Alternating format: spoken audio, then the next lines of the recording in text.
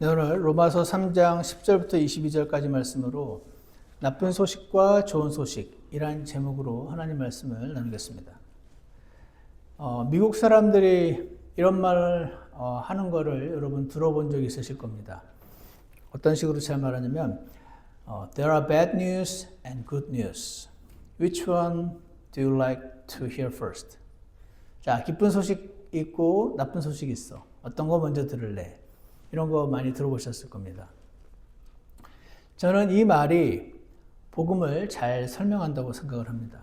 왜냐하면 우리 복음도 사람의 구원도 결국 이 좋은 소식과 나쁜 소식 두 가지에 달려있기 때문에 그렇습니다. 구원, 하나님의 자녀가 되는 것, 영원한 생명을 얻는 것, 그리고 저주받을 지옥으로부터 건짐받는 것, 거듭나는 것. 이것은 전부 같은 말인데 구원을 위한 나쁜 소식과 좋은 소식이 있습니다. 그래서 나쁜 소식을 먼저 알아야 좋은 소식을 더욱 분명히 붙잡을 수가 있어서 나쁜 소식만 가지고 부족하고 좋은 소식만 가지고도 부족하고 두 가지가 다 필요하다 하는 것을 우리가 보게 될 수 있을 것 같습니다. 그래서 오늘 우리는 성경에서 말씀하시는 나쁜 소식과 좋은 소식이 무엇인지 살펴보고 이 말씀을 듣는 분들 가운데 아직 이 나쁜 소식과 좋은 소식을 온전히 받아들이지 못하신 분들이 계시다면 받아들이게 되는 귀한 계기로 사용해 주시기를, 그리고 이미 받아들인 분들 가운데는 우리에게 베푸신 하나님의 은혜가 어떤 것이었는지 다시 한번 확인하는 그런 귀한 시간이 되게 해주시기를 간절합니다. 그러면 나쁜 소식과 좋은 소식이 무엇인가? 오늘 본문에서 세 가지로 답을 알려주는데요. 첫 번째로 bad news, 이거는 모든 사람은 죄인이다 하는 것입니다. 나는 죄인이다 하는 것이 나쁜 소식입니다. 로마서 3장 10절을 한번 보시겠습니다. 여기에 보시면 이것은 기록된 바 의로운 자는 없나니 단 한 사람도 없으며 깨닫는 자도 없고 하나님을 찾는 자도 없으며 그들이 다 길에서 벗어나 함께 무익하게 되고 선을 행하는 자가 없나니 단 한 사람도 없도다. 여기 하나님의 선포가 나와 있는데 먼저 기록된 바라고 기록이 되어 있습니다. 지금 기록된 바. 어떤 것이 bad news인지 good news인지 좋은 건지 나쁜 건지 분별을 하기 위해서는 반드시 필요한 것이 한 가지가 있는데 그것은 기준입니다. standard, 표준이라는 게 있어야 거기에 미치는 것은 좋은 것이고 거기에 못 미치는 것은 나쁜 것이 되기 때문에 기준이 사라지면 좋은 것과 나쁜 것이 의미가 없어지게 됩니다. 그래서 여기에 기록된 바라는 이 말씀은 지금 하나님께서 사도 바울을 통해서 선포하신 내용의 첫 번째는 기준이 하나님 말씀이다 하는 것입니다. 하늘과 땅을 만드시고 천국과 지옥을 만드셨다고 말씀하시고 사람도 만드시고 자연을 만드신 하나님이 쓰신 책이 있는데 according to the Bible 기준이 지금 하나님 말씀이다 라고 선포를 담대하게 하고 있습니다. 그래서 10절을 다시 보시면 이것은 기록된 바 의로운 자는 없나니 단 한 사람도 없으며 라고 지금 나와 있습니다. 의로운 자가 없다. 사실 여러분 세상을 살다 보면 야, 저 사람 참 의롭다, 의인이다 하는 분들이 없지 않습니다. 요즘 세상에 드물긴 하지만 있어요, 간혹. 야, 저건 정말 어떻게 저렇게 자기를 희생하면서까지 저렇게 남을 돕지? 저런 사람은 의인이다 하고 우리가 생각을 할 수가 있습니다. 근데 여기에 하나님이 지금 말씀하시는 기준이라는 것은 만약에 0점부터 100점까지 점수를 매긴다면 의로운 자는 100점이라는 뜻이에요. 100점 밑은 죄인이다. 성경은 이렇게 조금은 스트릭트한 가혹해 보이는 기준을 말씀해 주고 계시는 것을 보게 됩니다. 왜 그러신가? 왜 그러시냐면요. 우리 하나님 자체가 거룩한 분이셔서 그렇습니다. 하나님은 빛이시라라는 말씀이 있습니다. 빛과 어둠은 공존이 불가능합니다. 깜깜한 방에서 스위치를 켜서 빛이 오는 순간 어둠은 사라지고, 스위치를 끄면 빛이 사라지면서 어둠이 찾아오죠. 그래서 빛과 어둠은 공존할 수가 없어요. 근데 만약에 그 빛이 절대빛이라면 그 절대빛이 있는 곳에서는 우리 식으로 표현하지만 죄가 단 하나도 한 톨도 함께 공존하는 것이 불가능하다. 그냥 하나님의 본성상 하나님은 빛이셔서 빛과 어둠, 거룩함과 죄는 공존이 불가능하다 하는 것을 우리에게 지금 말씀을 해 주시는 것입니다. 의로운 하나님이 계신 그곳에는 의로운 사람만 공존이 가능해지는 것이죠. 그런데 지금 사도 바울을 통해서 하나님 말씀하시는 것은 이것은 기록된 바 의로운 자가 한 명도 없네. 의로운 자가 있는 것 같은데요? 있는 것 같지만 하나님의 기준에 만족하는 의로운 자는 없나니 단 한 사람도 없으며 깨닫는 자도 없고 하나님을 찾는 자도 없다라는 말씀이 나옵니다. 이 깨닫는 자도 없고 하나님을 찾는 자도 없다. 제가 예전에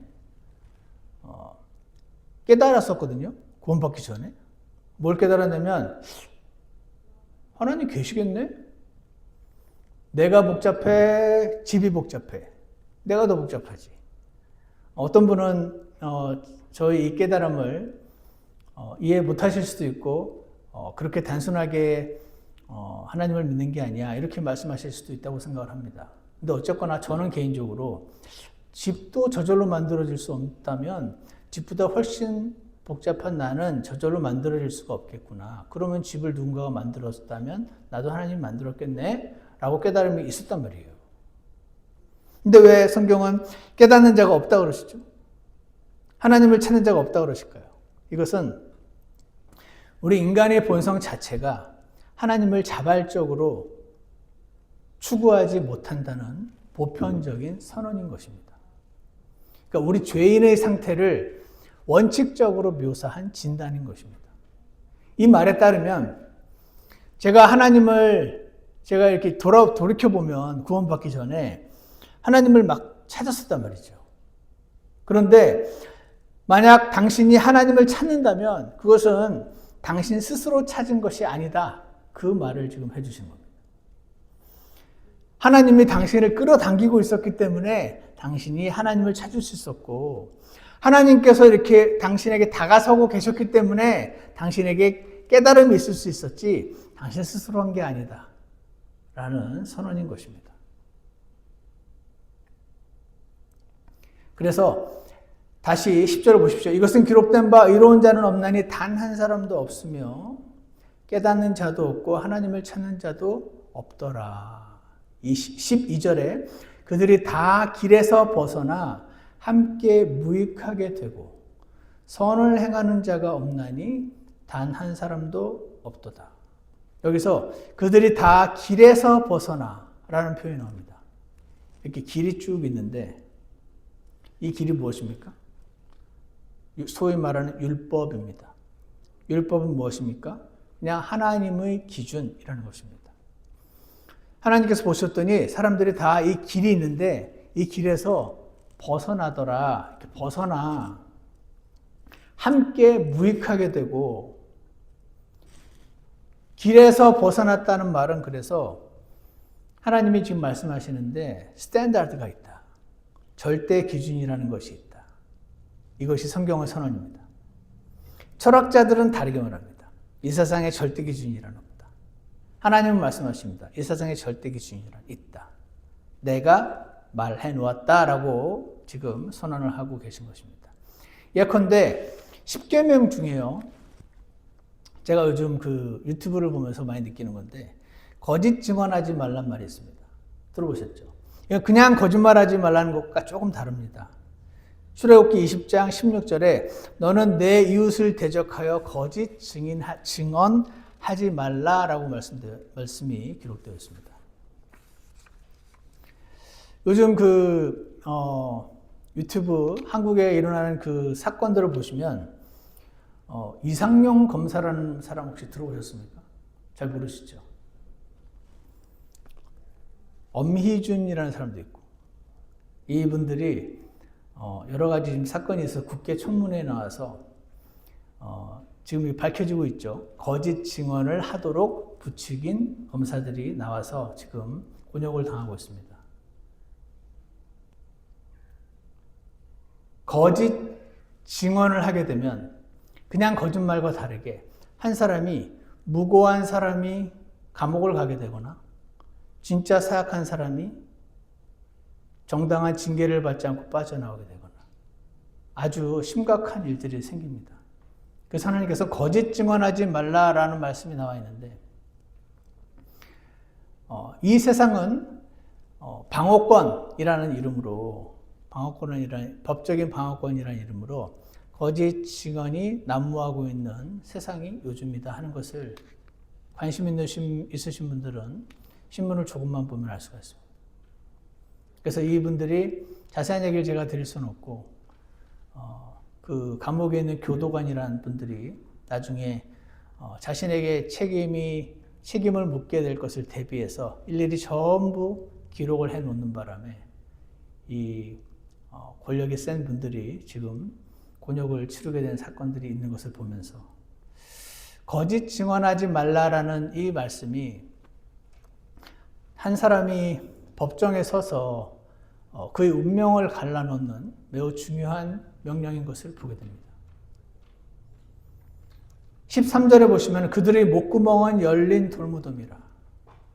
목구멍이 열린 무덤이라고 하는 것이니 이 입에서 나오는 말들이 무덤에서 뭔가가 이렇게 나오는 것처럼 매우 부패하고 사악한 말들이 사람의 입을 통해서 흘러나온다는 의미를 가지고 있습니다. 그들의 목구멍은 열린 돌무덤이라. 그들이 자기 혀로 속임수를 쓰나니 그들의 입술 밑에는 독사의 독이 있고 그들의 입은 저주와 쓴 것으로 가득하며. 여러분, 저는 사람의 죄인인 증거가 여러 가지가 있는데 그 중에 큰 증거 중에 하나가 입이라고 생각합니다. 사람은 수시로 거짓말을 하죠. 분리하면 거짓말이 튀어나오고. 근데 그 거짓말이 폭로되면 어떻게 됩니까? 변명을 하죠. 계속 변명하다가 완전히 코너에 몰려야만 시인을 하는데 요즘은 코너에 몰려도 끝까지 시인하지 않는 분들도 많이 있습니다. 머리 나쁜 사람은 위기 상황에 처하면 둘러대는데 말이 앞뒤가 안 맞습니다. 머리 좋은 사람은 거짓말을 하는데 앞뒤가 기가 막히게 맞습니다. 그래서 머리 좋은 사람이 죄가 훨씬 더 많지 않을까 저는 생각을 합니다. 근데 고린도후서 10장 12절에 이런 말씀이 있습니다. 오직 그들은 자기들을 기준으로 자기들을 판단하며 자기들 가운데서 자기들을 비교하니 지혜가 없도다. 이 세상에는 여러분 개인을 기준으로 한번 생각해 보세요. 나보다 착하게 사는 것처럼 보이는 사람들이 분명히 있습니다. 그리고 나를 기준으로 볼 때 나보다 참 사악하게 사는 것처럼 보이는 사람들도 있습니다. 내가 여기 있으면 나보다 못되게 사는 사람들 쭉 줄 세울 수도 있고요. 나보다 착하게 사는 사람들 쭉 줄 세울 수가 있습니다. 그런데 사람은 자신보다 깨끗하게 살지 못하는 사람을 향해서 함부로 경멸하거나 혐오하기가 쉽습니다. 그럴 때 성경은 그것이 자기들을 기준으로 자기를 판단하며 나는 이렇게 안 하는데 이렇게 하는구나. 자기들끼리 자기가 기준이 되어서 판단하는 것이 지혜가 부족하다 말씀하시고 자기들 가운데서 자기들을 비교하니 그것은 지혜가 없다. 우리의 비교의 대상은 나와 저 사람이 아니라 기록된 바라고 말씀해 놓으신 하나님 말씀이 기준이다라고 지금 사도 바울을 통해서 성경은 우리에게 말씀을 해주고 계신 것입니다. 우리 사람이 자신이 죄인이라고 인정을 잘 하지 못하게 되는 이유 중에 하나가 다른 사람들과 자기를 비교를 하기 때문에 그렇습니다. 야, 저놈은 참 나쁘네. 그러니까 나는 저렇게 살지 않았기 때문에 그렇게 죄인이라고 잘 못 느끼기가 쉽습니다. 예전에 제가 복음전으로 나갔을 때 충청도에서 할머니 할아버지들이 농사 짓는 그런 마을이었는데 거기서 할머니 할아버지들이 아무도 본인은 죄인이 아니라고 말씀하셨습니다. 왜 그러시냐고 물으면은 나는 한 번도 남에게 해코지 안 하고 살았다고 그러셨습니다. 열이면 열 전부 나는 남에게 해코지 안 하고 살았다 이렇게 말씀하셨습니다. 그래서 그분들의 기준은 남에게 해코지 안 했으니까 나는 죄가 없다 라고 생각을 하시는 것 같았습니다. 나중에 할머니들에게 할머니 시어머니 욕해본 적 없으세요? 그러면 시어머니가 갑자기 입을 다무시고 할아버지들에게는 부모님 말씀 다 잘 들으셨냐고 그러면 갑자기 입을 다무시고 하는 것을 제가 본 적이 있습니다. 사람은 다른 사람과 자기를 비교하기 때문에 자신이 죄인이라는 사실을 잘 모릅니다. 하나님 말씀의 기준에 비추면 알게 되는데 그리고 또 무엇을 비교하냐면 나의 과거와 지금을 비교합니다. 내가 과거는 정말 참 못되게 살았는데 그게 비해서 나는 지금 참 훌륭해졌다. 자신의 과거와 자신의 현재를 비교하고 다른 사람과 자기를 비교하기 때문에 사람은 자신이 어떤 모습인지를 잘 보지 못하게 되는 경향이 있는 것 같습니다. 그래서 내가 완벽하진 않지 하지만 꽤 괜찮은 사람이다라고 생각을 하고 있습니다. 그러나 하나님께서는 자기들을 기준으로 자기들을 판단하며 자기들 가운데 자기들을 비교하니 지혜가 없도다. 그것은 지혜가 없는 것이다 라고 말씀하십니다. 하나님이 사람을 만드시고 하늘을 창조하시고 땅을 창조하시고 말씀에 따르면 사람을 창조하시고 말씀에 따르면 천국과 지옥을 창조하시고 말씀에 따르면 사람이 죽은 다음에 심판이 있는데 말씀에 따르면 그때 그 심판의 기준이 하나님 자신이다. 하나님이 기록하신 그 말씀이다라고 지금 성경에서 말씀을 하시고 계신 것입니다. 그래서 시편 19편 12절에서는 누가 능히 자기 잘못들을 깨달으리요 주께서는 은밀한 허물에서 나를 정결케 하소서 이런 말씀이 나와 있습니다. 자기 잘못을 깨닫는 것은 자기 스스로 하기가 매우 어려운 것이다. 오직 주님께서 하시는 것이다 라고 말씀을 해 주시는 것입니다. 야고보서 2장 9절에는 이런 말씀이 있어요. 너희가 사람들의 외모를 중시하면 죄를 범하고 외모를 중시하는 것이 소위 말하는 죄다라고 성경에서는 써놓으셨습니다. 그리고 율법에 의해 범법자로 확정되리라. 누구든지 온 율법을 지키다가 한 조목이라도 어기면 모든 것에서 유죄가 되나니 라는 하나님의 기준을 지금 기록을 해 놓으셨습니다. 여러분 혹시 명품 좋아하십니까? 명품 가방이나 명품 옷 좋아하세요? 많은 분들이 왜 명품 가방과 명품 옷을 좋아할까요? 저는 개인적으로 그쪽이 선호가 아니라서 제가 개인적으로 느껴서는 말은 못하겠지만 일반적으로는 그거를 입고 가야 대접이 달라진다고 합니다. 아니면 그거를 신고 가면 이 부러움의 시선이 이렇게 생긴다고 합니다. 여러분이 어디를 가시든 추리닝에 운동화 신고 백화점 롤렉스 매장이나 샤넬 매장에 들어가면 점원들이 어떻게 대합니까? 백화점에 발레 파킹할 때부터 미국은 좀 덜한 것 같은데 한국에 계신 분들이 그럽니다. 내 차는 외제차가 아니어서 저 멀리다가 발레 파킹 하더라고. 이렇게 어떤 우리 동원이 친구 엄마가 말씀하시는 것을 제가 들은 적이 있었습니다. 왜 그렇습니까? 사람들은 외모를 보기 때문에 그렇습니다. 이걸 우리가 아니까 외모를 좀 이렇게 그럴듯하게 갖추는 것은 그냥 인간 생활에서의 어떤 기본에 해당될 수 있습니다. 미국 같은 경우는 어떤 그 고급 레스토랑에 이렇게 자켓 입지 않으면 아예 그 레스토랑에서도 안 들여보내주는 그런 거 있죠. 하지만 그 사람이 머리부터 발끝까지 명품으로 휘감고 가면 대우가 달라집니다.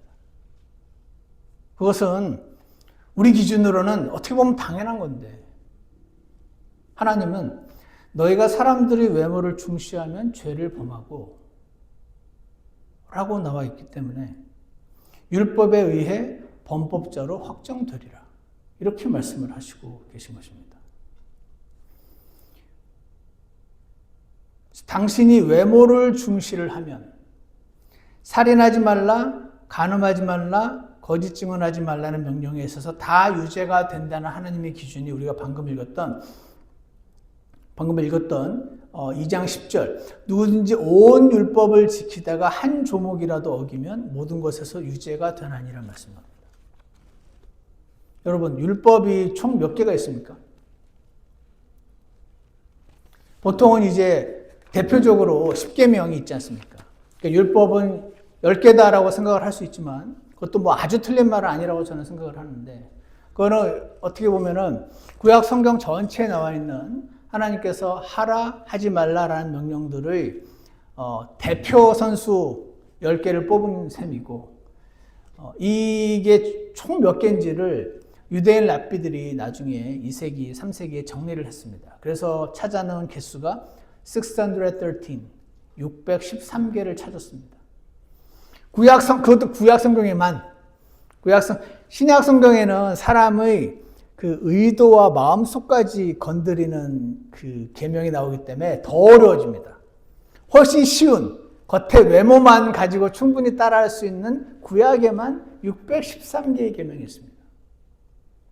거기에는 이제 살인하지 말란 말도 있고, 예를 들어서 뭐 아까 그 외모 관련된 거는 신약이긴 하지만 그 외모와 관련된 말씀도 있고 해서 613개가 있는데, 하나님이 그 중에 한 가지를 어기면, 예를 들어서 외모, 그걸 한 가지를 어기면 비록 살인하지 않았어도 살인한 자와 같이 여기신다는 방금 명령이 방금 읽었던 야고보서 2장 명령인 것입니다.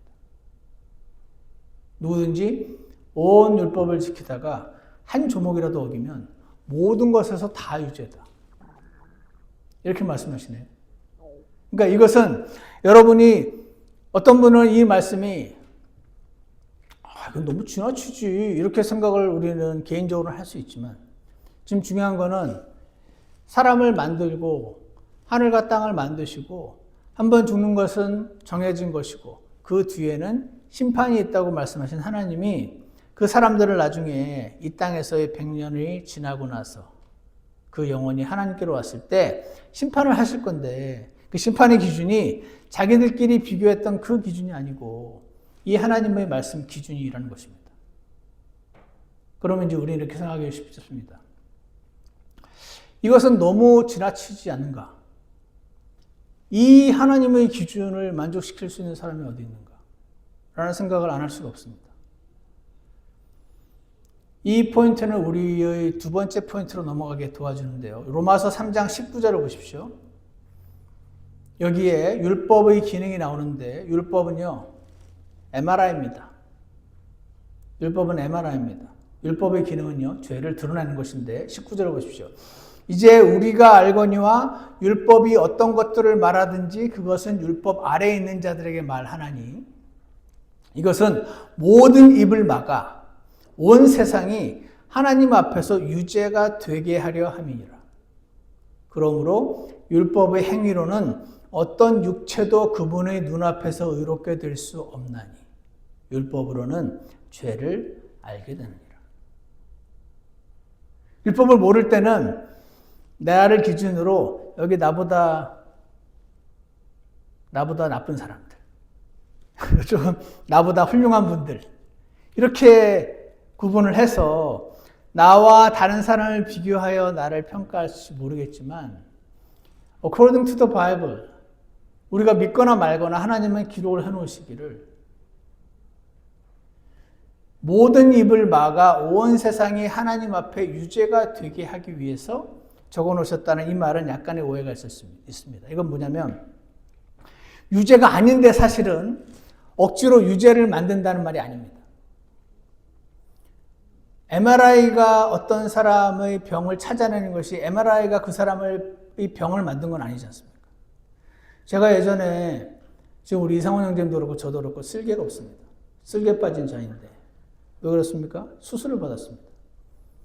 초음파 검사를 받았더니 담낭 안에 돌이 있대요. 이게 막으면 아프대요, 나중에. 그래서 저 같은 경우는 그 초음파로 담석이 있음을 찾아냈고 수술을 받고 지금은 잘 나았는데 초음파가 저를 초음파가 저를 담석이 있는 자로 만든 건 아니잖아요. 원래부터 있었는데 초음파가 드러낸 거지. 원래 율법이 사람이 죄인도 아닌데 억지로 죄인을 만드는 것이 아니고 원래 하나님의 기준에는 그 상태인데 율법이 오니까 이게 다 하나하나가 죄였구나라는 것을 드러내는 것입니다.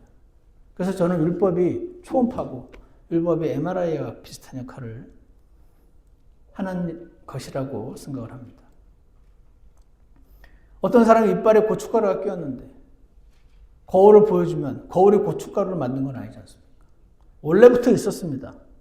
그러나 다만 거울이 그게 원래 거기 있으니 빨리 빼라고 보여주는 거잖아요.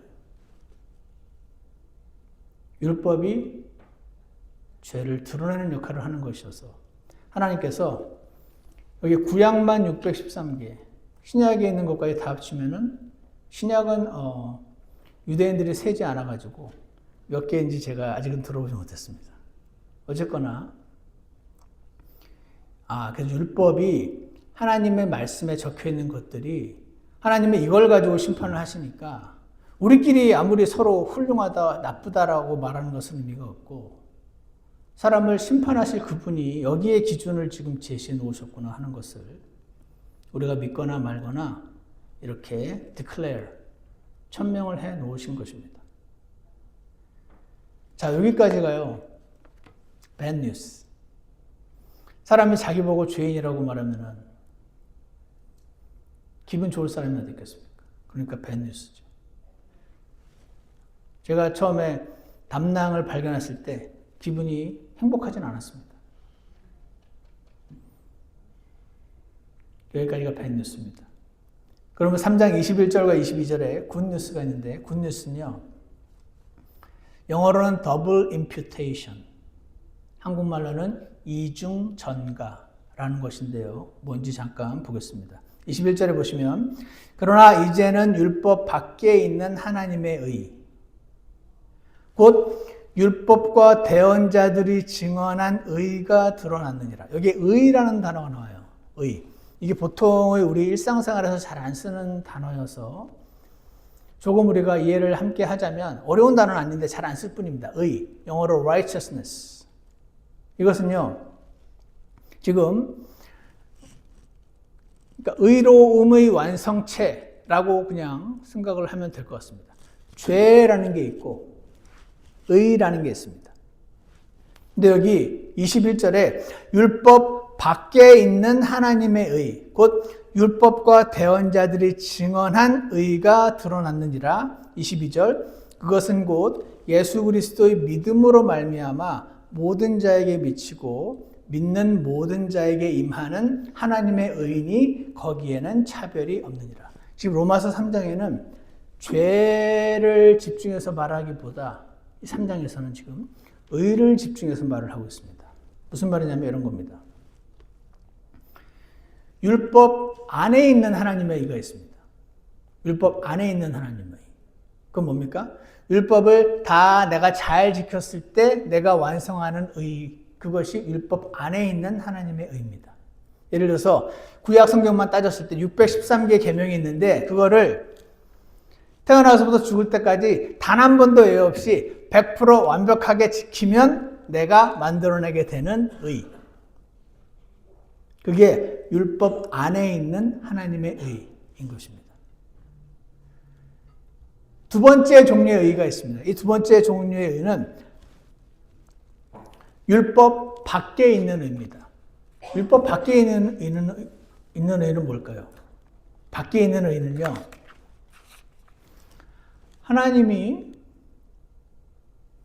율법을 사람에게 주셨는데 사람이 이 율법을 기준으로 자신을 판단하지 않고 자기들끼리 비교하고 자신의 과거와 현재를 비교하며 스스로 나는 괜찮은 사람이고 스스로 저 사람은 매우 나쁜 사람이라고 생각하면서 함께 하나님의 심판대로 걸어가고 있는 사람들을 보시고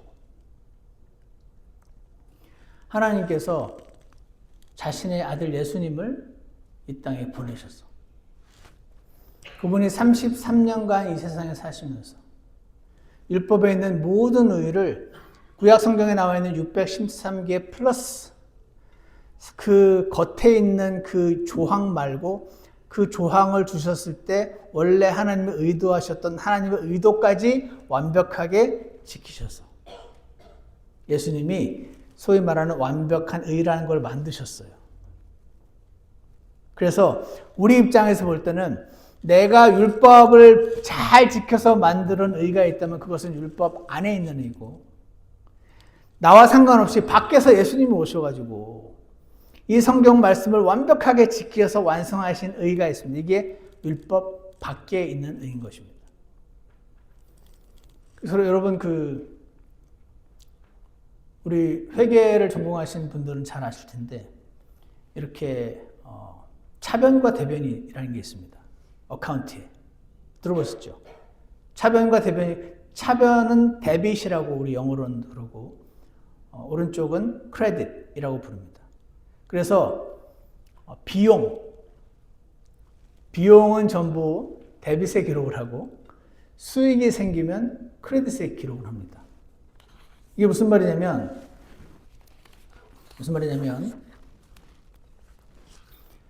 여러분과 저의 인생 장부를 열면 차변에 죄라는 비용이 가득 들어있는 것입니다. 왜? 기준이 하나님 말씀이었던 거죠. 저는 아까 외모만 얘기했지만 사실 그것뿐이겠습니까? 차변에는 죄라는 비용이 가득 들어있어서 한마디로 financially 파산 상태에 있다. 그 상태를 가리켜서 죄인이다라고 말씀을 하신 겁니다. 근데 아까 말씀드린 것처럼 내가 지키지 못했던 그 하나님의 말씀을 본인이 완벽하게 지키시는 예수님께서 오셔서 그분이 십자가에 달리실 때 하나님이 하신 것이 더블 임퓨테이션. 뭐냐면 내 차변에 있는 죄를 전부 예수님께 전가하고 예수님의 크레딧에 있는 하나님의 의를 나의 차변으로 크레딧 전가하신 겁니다. 내 죄는 예수님께 전가하고 예수님의 완성하신 의는 나에게 전가하셔서 내 죄는 사라지고 나는 의인이다 라고 하나님이 declare 하시는 것입니다. 이것이 굿뉴스 것입니다. 더블 임퓨테이션. 내 죄는 예수님께 대비되고 여러분 아마존에서 물건 사신 다음에 리턴하시면 your amount will be credited to your account 이렇게 나옵니다. 크레딧 된다는 뜻입니다. 내가 썼던 돈이 리펀드가 되는데 내 크레딧에 이렇게 꽂히는 거죠. 전가되는 겁니다. 임퓨트 되는 겁니다. 예수님이 완성하신 의가 내 어카운트에 임퓨트 되고 내 죄는 예수님께 임퓨트해서 예수님을 십자가에서 죽이시고 나를 의롭다 칭하시는 것. 이것이 루터가 말했던 이신칭의. 믿음으로써 의롭게 되는 게 아니고 믿음으로써 의롭다 칭함을 받는 것이 되는 것입니다. 그래서 이 관점으로 21절을 다시 보세요. 그러나 이제는 율법 밖에 있는 하나님의 의. 뭡니까? 예수님이죠. 아니면 예수님이 완성하신 의. 율법 밖에 있는 하나님의 의. 예수님이 완성하신 것. 곧 율법과 대언자들이 증언한 의. 무슨 말입니까? 율법과 대언자들이 앞으로 예수님이 오실 건데 그분이 바로 의로운 하나님의 어린 양으로서 대신 죽으신다라고 이렇게 예언을 했었던, 대언을 했었던, 증언을 했었던 율법과 대언자들이 증언한 의, 예수님 혹은 예수님의 의가 드러났느니라. 어떻게? 예수님이 오셔서 드러나셨습니다. 십자가에 오셔서 죽으심으로 드러났습니다. 22절 그것은 곧 예수 그리스도의 믿음으로 말미암아 이것은 예수 그리스도를 믿는다는 뜻입니다. 예수 그리스도를 믿음으로 말미암아 무슨 말입니까? 저 예수님이 2000년 전에 십자가에서 죽으신 것은 내 죄를 내가 태어나면서부터 죽는 날까지 질 모든 죄를 전부 예수님께 크레딧 전가하고 예수님이 완성하신 그 일을 나에게 크레딧 전가하셔서 내 죄를 사하시고 나를 의롭다 칭하심으로 나를 하나님의 자녀로 삼으시는 것. 우리가 이것을 믿거나 말거나 하나님은 according to the Bible 이 일을 완성을 해 놓으셨습니다. 그런데 이게 누구에게 이 효력이 미치는가?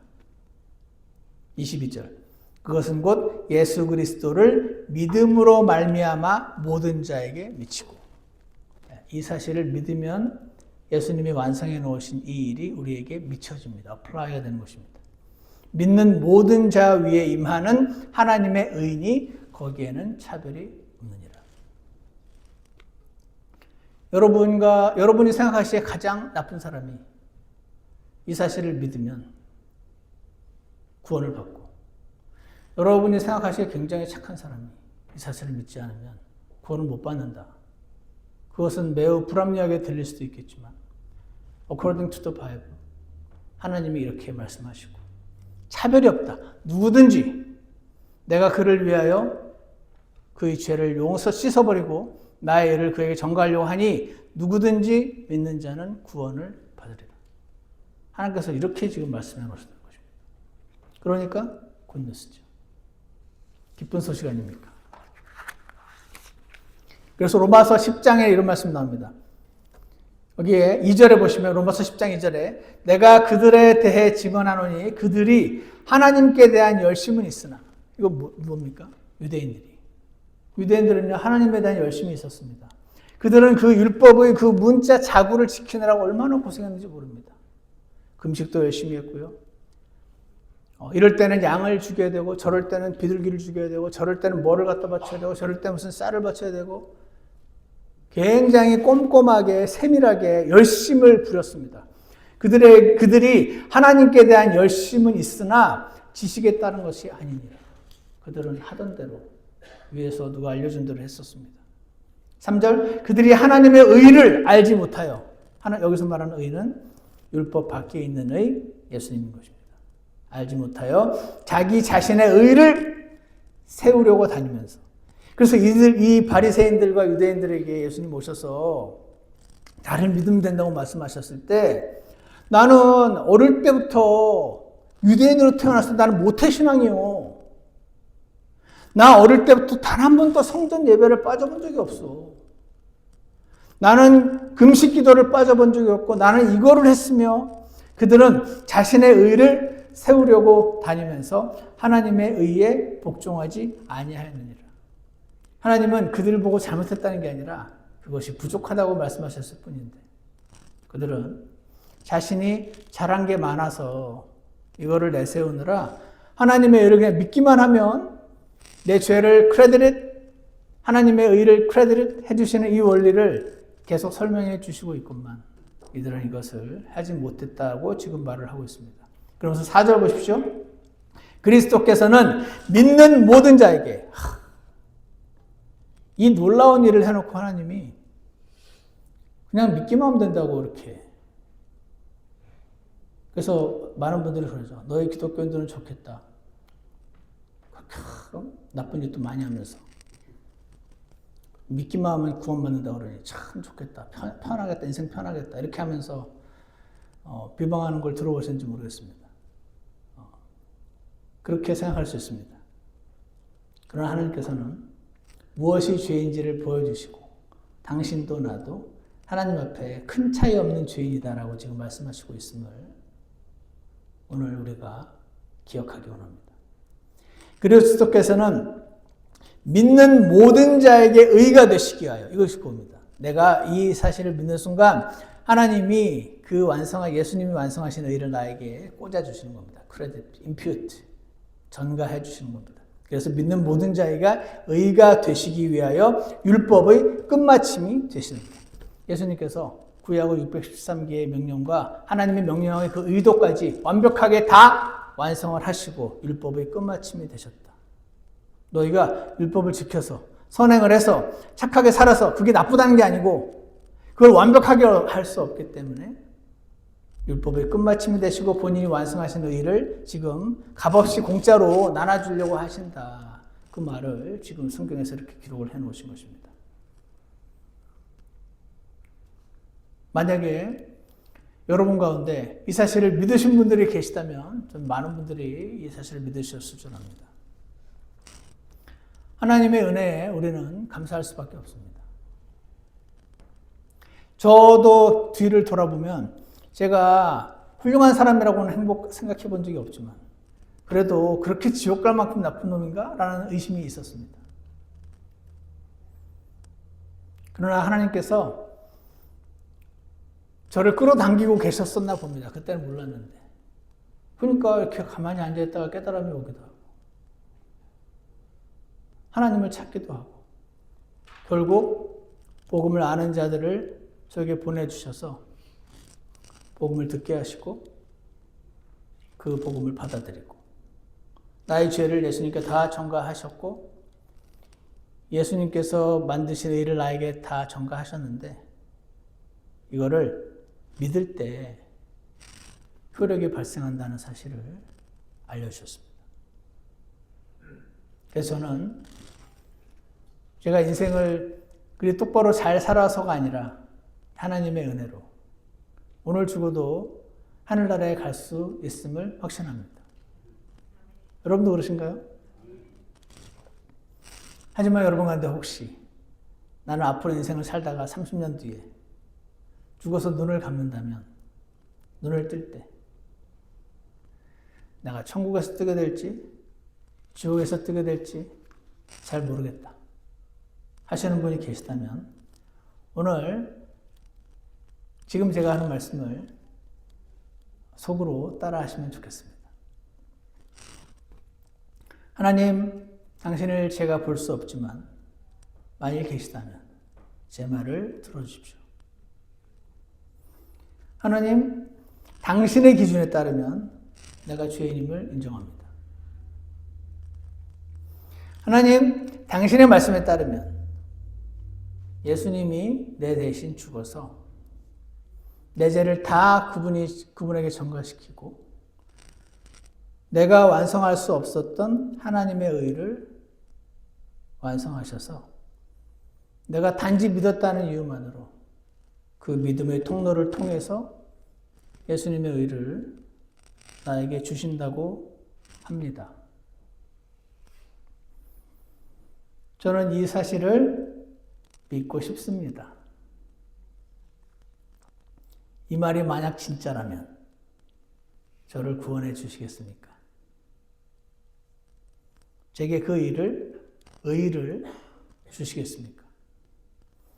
제 죄를 다 가져가시고 당신의 의를 값없이 주신다고 하니 감사히 받겠습니다. 이렇게 하시면 됩니다. 때로는 너무 쉬워서 어렵다는 구원이 하나님께서 이렇게 완성을 해놓으셨음을 기억을 합니다. There are bad news and good news. Which one do you like to hear first? 라고 말했을 때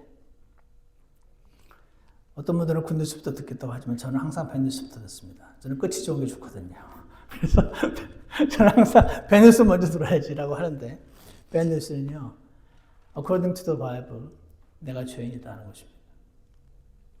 근데 율법은 나를 억지로 죄인 만들려고 하나님이 너무 스트릭트 해놓은 기준을 만들어 놓으신 게 아니고 그냥 그것은 내시경이요. 율법은 초음파요. 율법은 MRI입니다. 그냥 나의 죄를 그거를 보면 드러내주는 것이죠. 그러나 굿뉴스는 하나님이 믿는 자에게 더블 임퓨테이션, 이중 전가를 약속하셨다 하는 것입니다. 내 죄를 예수님께 전가하고 예수님의 의를 나에게 전가하시는 이 기상천외한 방식 말고는 그 어떤 사람도 자신의 힘으로 자신의 죄를 씻을 수 없음을 아시는 하나님께서 이렇게 만들어 놓으셨음을 우리는 기억합니다. 이 사실을 믿고 내가 받은 구원을 하나님께 더욱 많이 감사하시는 저와 여러분이 되길 원합니다. 그리고 이 사실을 전할 수 있도록 주님께 기회를 달라고 기도도 하시기 바랍니다. 그리고 이 사실이 더 많은 사람들에게 증거될 수 있게 기도해 주시기 바랍니다. 그들의 마음을 여는 것은 오직 하나님만 하실 수 있습니다. 우리는 그냥 전하는 것까지, 최선을 다해서 전하는 것까지가 우리가 할 수 있는 일임을 기억하시기를 원합니다. 기도하겠습니다. 사랑하는 하나님 아버지, 오늘 좋은 소식과 나쁜 소식에 대한 하나님의 선언을 들었습니다. 이 소식이 저에게까지 과거에 벌써 20년도 더 전에 들려지게 하셨던 것이 정말 하나님의 은혜이셨음을 다시 한번 기억합니다. 사람의 머리에서 나올 수 없는 생각이라고 저는 생각합니다. 저를 사랑하시는 하나님께서 저를 하나님의 자녀로 삼으시고 구원하여 주신 은혜를 감사합니다. 주님, 아직 우리보다 조금 더 늦게 이 소식을 접할 사람들이 있을 것이라고 생각합니다. 주님께서 그들의 마음을 열어주시고 그들을 더욱 하나님께로 당겨주셔서 그들의 활짝 열린 눈으로 이 하나님의 큰 사랑을 받아들일 수 있도록 주께서 역사하여 주시옵소서. 예수님 이름으로 기도드렸습니다. 아멘. 예, 우리 다 같이 찬송가 226장 함께 부르겠습니다.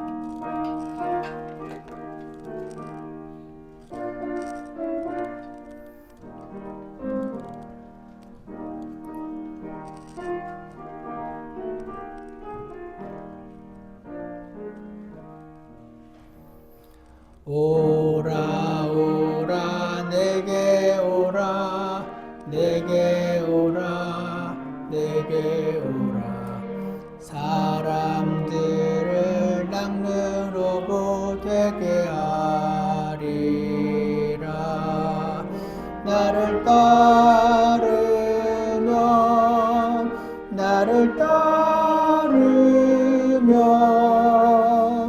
사람들을 낚느로고 되게 하리라.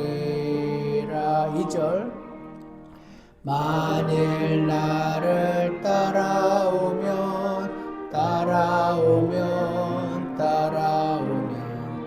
내가 너를 편히 쉬게 하리라 쉬게 하리라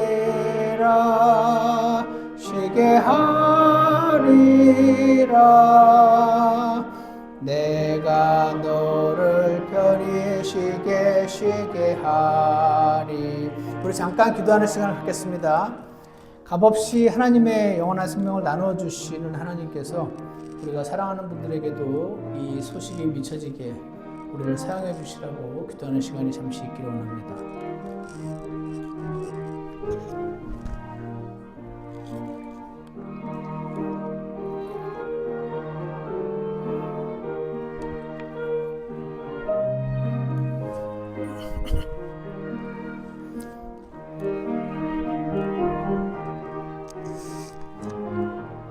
기도가 끝난 분들 2절만 하겠습니다. 만일 나를 따라오면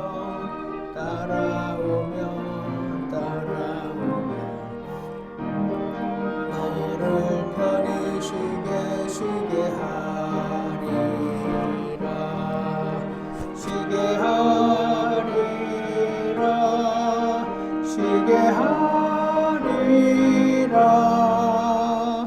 내가 너를 편히 쉬게 하리라. 기도하겠습니다. 하나님 아버지, 저 같은 자를 주님께서 생각하시고 친히 사랑하셔서 이 소식을 듣게 하시고 마음을 열어주셔서 구원을 받도록 역사해 주신 것을 다시 한번 기억하며 저는 그때를 주님께 감사와 찬양을 돌려드립니다. 그 이후로 시간이 많이 지났는데 하나님의 복음은 말씀 안에서 더욱 선명해지고 사람의 지혜에서 나올 수 있는 그런 말이 아닌 것을 보게 됩니다.